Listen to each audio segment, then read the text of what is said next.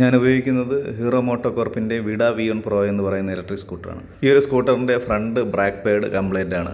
അപ്പോൾ വാറണ്ടി കഴിഞ്ഞതുകൊണ്ട് ഞാൻ വിചാരിച്ചു ലോക്കൽ മാർക്കറ്റിൽ നിന്ന് സാധനം മേടിച്ച് റെഡിയാക്കാമെന്നാണ് കരുതിയത്.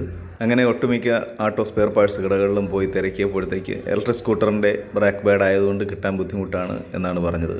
കമ്പനിയിൽ കൊണ്ടുപോവുകയാണെന്നുണ്ടെങ്കിൽ ഒരു ദിവസത്തെ ജോലി കളഞ്ഞ് കൊണ്ടുപോകേണ്ടി വരും. അപ്പം ഞാൻ പോകുന്ന വഴിക്ക് തന്നെ ഒരു വർക്ക്ഷോപ്പിൽ കൊടുത്ത് റെഡിയാക്കാമെന്ന് വിചാരിച്ചു. അങ്ങനെ ലോക്കൽ മാർക്കറ്റിൽ നിന്നും ബ്രേക്ക് പാഡ് മേടിച്ച് റെഡിയാക്കാമെന്ന് കരുതി എല്ലാ ഓട്ടോ സ്പെയർ പാർട്സ് കടകളിലും കയറി ഇറങ്ങി. ഇലക്ട്രിക് സ്കൂട്ടറിൻ്റെ ബ്രേക്ക് പാഡ് ആയതുകൊണ്ട് കിട്ടാൻ വളരെ ബുദ്ധിമുട്ടാണ് എന്നാണ് അവർ പറഞ്ഞത്. അങ്ങനെ ഇരിക്കെ ഒരു വർക്ക്ഷോപ്പ് മേശരിയെ ഞാൻ കാണുകയും പുള്ളിക്കാരൻ്റെ നിർദ്ദേശപ്രകാരം സുസുക്കിയുടെ ജിക്സർ 150 എന്ന് പറയുന്ന വാഹനത്തിൻ്റെ ഫ്രണ്ട് ബ്രേക്ക് പാഡ് ഈ ഒരു ബ്രേക്ക് പാഡുമായിട്ട് മാച്ചിങ് ആണ്, കറക്റ്റായിരിക്കുമെന്ന് പറഞ്ഞു. അങ്ങനെ ഞാൻ ആ ഒരു ബ്രേക്ക് പാഡ് മേടിച്ച് വർക്ക്ഷോപ്പിൽ കൊണ്ടുപോയി മാറി. ഈ ഒരു ബ്രേക്ക് പാഡ് 120 രൂപയാണ് എൻ്റെ കയ്യിൽ നിന്ന് മേടിച്ചത്.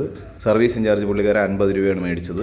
അപ്പോൾ എല്ലാം കൂടെ എനിക്ക് 170 രൂപയാണ് ഈ ഒരു വാഹനത്തിൻ്റെ ബ്രേക്ക് പാഡ് മാറാൻ വേണ്ടി എനിക്ക് ചിലവായത്. ഞാൻ കമ്പനി കൊണ്ടുപോവുകയാണെന്നുണ്ടെങ്കിൽ ഒരു ദിവസത്തെ മെനക്കേട് മാത്രമല്ല 450 രൂപയ്ക്ക് മേളിൽ സർവീസിങ് ചാർജ് ഉൾപ്പെടെ ആകുമെന്നാണ് പറഞ്ഞത്. ബ്രേക്ക് പാഡ് എത്ര കിലോമീറ്റർ ഓടും എന്നുള്ളത് ഞാൻ അടുത്ത വീഡിയോയിൽ മെൻഷൻ ചെയ്യുന്നതായിരിക്കും. നിലവിലെ കിലോമീറ്റർ ഇതാണ്.